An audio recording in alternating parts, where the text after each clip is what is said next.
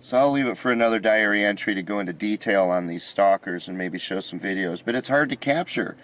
You would think it's easy. If I had a dash cam, it'd be easy, but when you're trying to get a camera that takes 10 seconds to boot up and it doesn't autofocus in the dark, it's very difficult to get it to focus in the dark.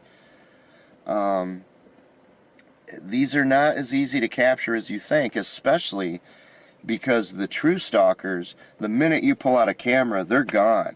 And the reason is, number one, they know you have a camera precisely because they're staring at you. If they're staring at their phone, they don't know that you just pulled up a camera and pointed it at them.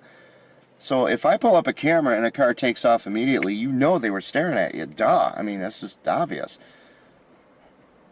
And they pull in very slowly all the way around, and I get this all the time at this particular place. They go around me and they circle and they come right behind the back of my car, and I never know if they're going to stop, because that's what can happen. They can block me in there and stop, and people get out and can come up and molest me or steal the car or whatever. And it's very scary. This one pulled around me, and then it pulled right alongside of me, like right there. And it was a white pickup truck, and I'm just, are you kidding me? And at that time I was working. I had my computer up here, I was using the internet. So I leaned forward to look, and it's like this very attractive woman, and she's looking right at me. But I have, shall we say, been trained to fear for my life when I see an attractive woman at this point. So I took my computer and I threw it down and I started my car and I backed out and I got the hell out of there. I'll end with this.